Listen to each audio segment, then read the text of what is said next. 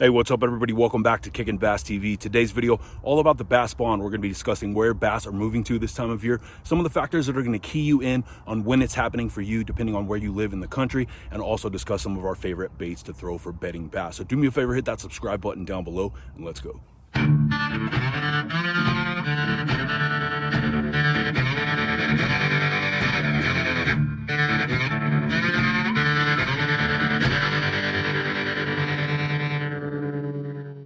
All right, guys, today we're talking about the spawn, time of year where certain anglers won't fish at all. For others, it's the only time of season that they'll fish. You've got those big bass moving up into those shallow flats, looking to set up their beds, do their thing, and with any luck, successfully spawn a healthy population of new bass fry. And while this is a time of year where you can potentially catch the fish of a lifetime because those bass have fed up very well for the pre-spawn and now are also full of eggs, it's also important that you practice catch and release as well as proper fish handling techniques if you are at all concerned about preservation of your local fisheries. Basic things like just handling them carefully and making sure you don't keep them out of the water too long when you do catch them are all simple ways that you can help to ensure that your local fisheries have a flourishing population of bass for years to come. So what exactly is the spawn? Basically just a time of year where the bass reproduce. They're going to spend the early spring, known as the pre-spawn, aggressively feeding up and waiting for temperatures to get warm enough where they feel comfortable establishing their bedding areas, where they'll take advantage of things like direct sunlight penetration and areas with slower moving current, both of which are very conducive to a successful bass spawn. Once they've established their bedding areas, the male will then begin to herd or corral the female around in a circle, and the purpose of this is to train them on the locations of the beds, wanting to keep an eye on everything to better protect the female as well as the eggs from predators. This is an incredibly taxing, very stressful period for the male, meaning oftentimes through the entire duration of the spawn, they won't eat at all until the female has dropped her eggs, at which point she'll move out to deeper water to recover, and he will stay back with the eggs until they hatch and those new fry are able to move out on their own.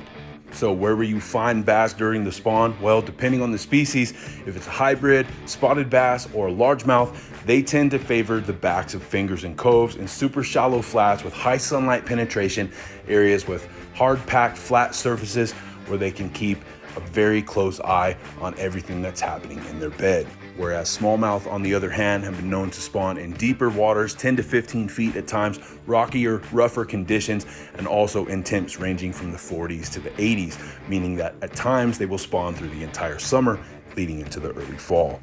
So how do you know when the spawn has started? Well, it's going to happen at different times of year depending on where you live in the country. Southernmost states, warmer climate, it can start as early as February or March. If you live up north, colder temps can sometimes put you behind the rest of us, but it honestly has a whole lot less to do with a specific date on the calendar and more to do with the temperature of the water. Until those water temps get into the mid 50s to low 60s, or you have an influx of fresh water, those bass honestly will not feel comfortable making that final push up into the shallows to establish their bed.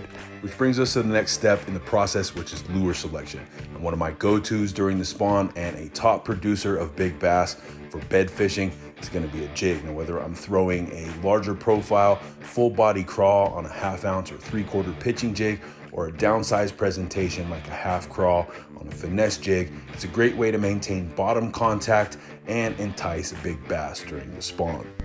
In this clip, I noticed a female tight to the bank here, bedding down between two large rocks, and knowing that we might only have 1 or 2 casts to catch this before potentially spooking it off, decided to skip that jig with the craw trailer right under that tree line and lay that jig right in front of that bass's face. And sure enough, very first cast, absolutely slammed that jig, and we had our first bedding bass of the season.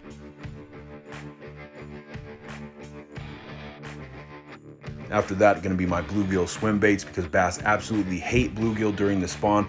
Got different models for different applications, such as the Savage Gear structure gill that is great For a weedless presence, throw around areas with heavy cover. If you've got less to worry about in the water, you can throw an exposed hook version like this cheaper Storm here. As you can see from the chewed up, glued on tail, I've caught a ton of fish on this. Both of these are highly effective bed fishing tools. Next up, I'm either gonna throw a swim jig or a swim bait with a weighted jig head. I prefer to throw those Divine jigs from 6th Sense because the flat design of the fish head is not only great for maintaining bottom contact when you're bed fishing, but it's gonna keep your bait perfectly balanced and easy to hop across the bottom of the surface. I typically throw either a 4.3 model, or if the situation calls for a downsized profile, the 3.3. Another great option for bed fishing is going to be your craws and creature baits. Now, you can set them up Texas rig like this one here. You can throw it on a Ned rig like we did with this chartreuse craw. Either way, both are highly effective ways to target bass during the spawn, and you can really slow things down and hop around those beds.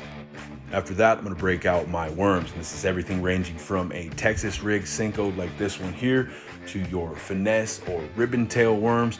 If neither of those are getting the job done, play that bottom contact game by breaking out the shaky head, throwing a floating formula, smaller profile trick worm, and just kind of hopping that around the area of those beds and seeing what I can get. If neither of those seem to be getting it done, go traditional wacky rig, all of which are great ways to target bedding bass.